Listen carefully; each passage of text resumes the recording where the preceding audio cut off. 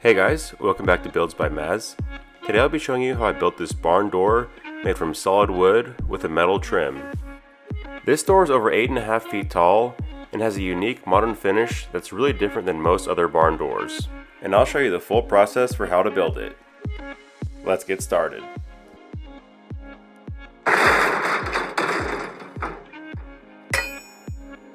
I started off with a bunch of 2x8s from Home Depot, and some of them had some service mold, as you can see here, but I didn't mind because I knew I was going to sand that off later.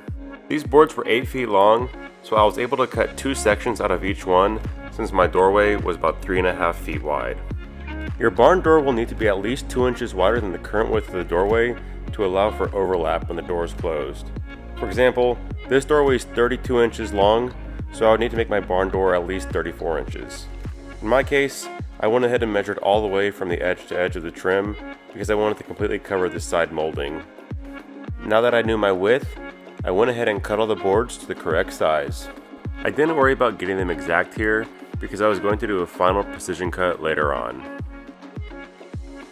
I then ripped off all the rounded edges from the boards. This served 2 purposes. First, it allowed me to ensure that all the pieces had the exact same width. And 2, more importantly, the only way the barn door would be flush when all the boards are pressed together is if they have sharp edges. You can see that I was hardly cutting any off, but you'll notice how much of a difference it makes. On the left side is the factory rounded edge, and on the right side are the clean and square edges. I did one side of all the boards first, then flipped them over, set my table saw to 7 inches, and ripped off the other edge. With all the cutting done, I then went through and arranged all the boards in order. There really wasn't any method to this. I kind of just went through and put boards next to each other that I thought looked good based on their grains or any imperfections, things like that. I lined up the edges of the boards, and then using my tape measure, I marked off 3 different lines where I was going to be putting my dowels.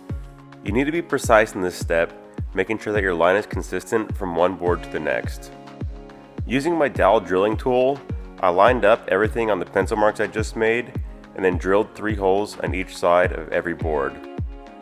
Here's a close-up of my dowel tool. It's got a clear top with alignment marks and holes in the side meant for 1/2 inch drill bits. I then put the dowels into the pre-drilled holes and did a test run to make sure that everything fit together properly. Once I was satisfied that everything fit correctly, I then glued all the boards together using the dowels in between, making sure to actually put glue into the dowel holes, which helps with adhesion.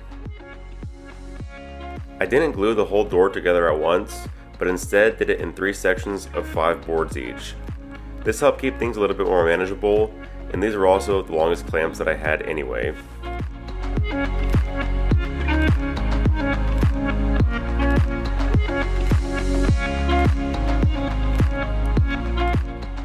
Once I had all 3 sections done and the glue was dried, I lined them up and made some more marks for the last dowels to connect them. Ideally, I'd have liked these holes to be more in the center of the wood, but I didn't want to have to get a new dowel attachment, and I figured this was good enough. I was able to connect all 3 pieces using some really long ratchet straps. I couldn't think of any other way to do this, but it actually worked out pretty great. Once the whole door was glued together, it was time to make the final cut along the jagged edge of the door that would straighten off the edge and bring it to the exact correct width. I was pretty nervous doing these cuts because I knew if I messed up here, there really wouldn't be any way for me to fix it. But luckily I did a ton of measurements and it turned out to be correct. I then used my hand planer to smooth out any height differences there were between the individual boards.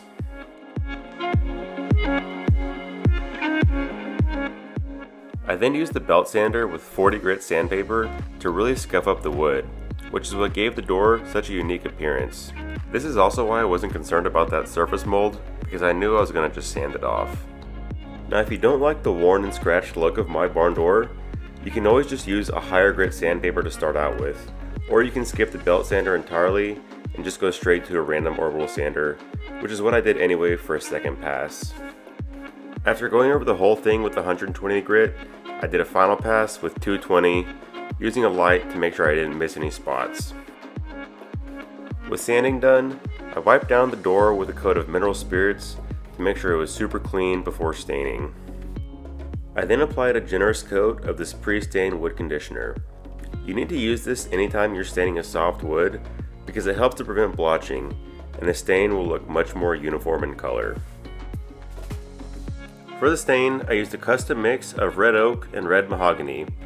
This created a really nice reddish brown color for the door that I absolutely loved. I usually like to put on a heavy first coat, and then it's always important to wipe off any excess. The next day, I applied a second coat just to get the color a little bit darker, again making sure to wipe off any excess before it dried.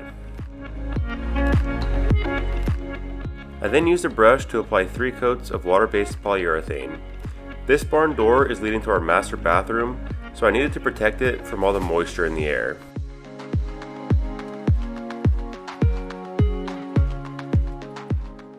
I try to use long brush strokes like this on my final pass of each coat.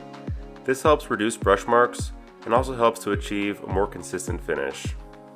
After the final coat was dried, I sanded down any dust nibs or bumps that I felt with 600 grit sandpaper to make sure it had a super smooth finish.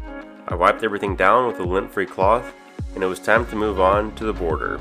I bought some 1/8 inch metal trim from metal supermarkets and used this for the edge banding of the door. I marked lines all along the edge and then drilled holes where the center of each wood board would be. I then went back through and used a countersink drill bit so that the screw heads would sit flush against the trim. Here you can see how much of a difference that makes. I used a countersink bit on the left side but not on the right, and you can see how the screw head sticks out from the trim, while on the left it's nice and flat. I wanted everything to be black, so I needed to paint these screw heads, and a little trick I figured out was to just stick them into some cardboard. This made it really easy to apply primer and then spray paint. While those were drying, I used my angle grinder to grind down the metal edge pieces. This is important because it comes from the shop super dirty, there's dirt, rust, things like that on it, and it's important to have a clean surface before you begin painting. I lined up the holes with the other pieces so that I could drill them in the same spots. Just like before, I used my countersink and then grinded everything down until it was really clean. I used a primer made specifically for metals and then gave it a couple coats of satin black spray paint. Once dry, I was ready to attach them to the door. I clamped them to the edges so that they would hold up and then screwed everything into place.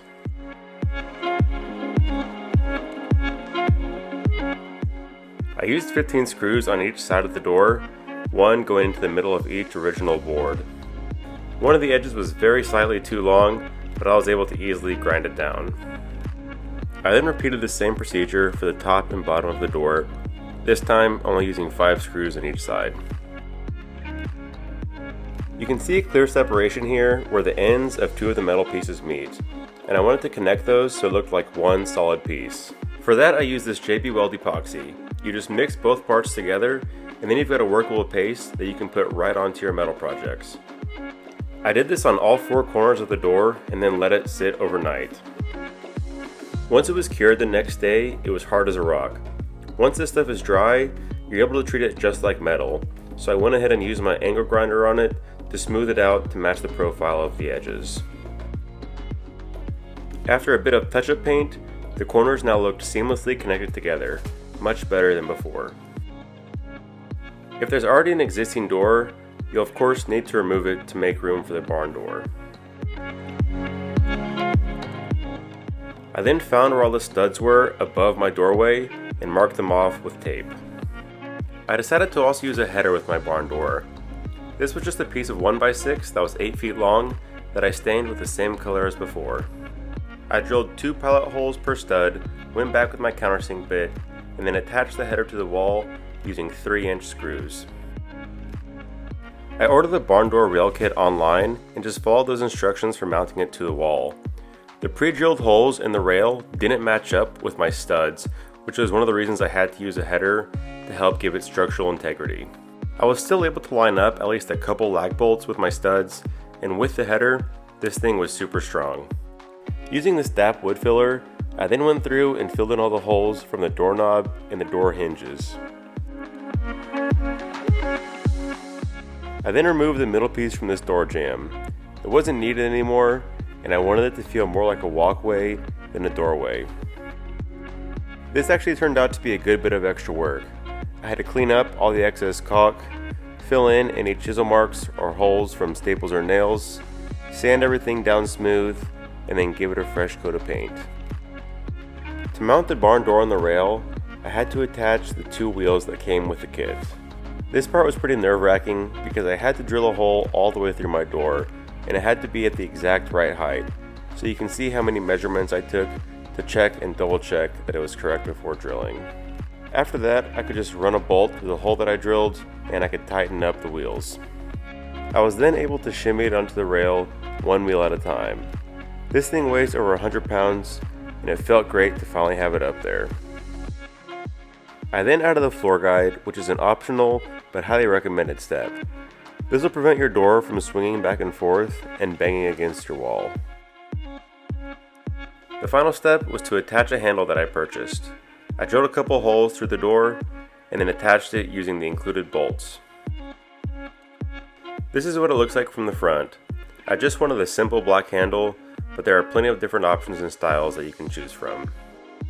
One thing to note is you don't want to install it too close to the edge, because it might get blocked off by the inside wall when the door is shut. So be sure to measure it out so you know there will be room when the door is closed. Make sure you install the stops on the rail so the door doesn't slide off the track. I gave it this final test, and with everything running smoothly, the barn door was done. This was a fun project to work on, and it turned out great. I really wasn't sure how it was going to look with all the marks on the belt sander, but I'm really happy with its rustic and unique style. The modern hardware and trim ties the whole thing together and makes it a statement piece in our master bedroom. I hope you enjoyed the video, and be sure to subscribe for more DIY and home improvement projects, and we'll see you next time.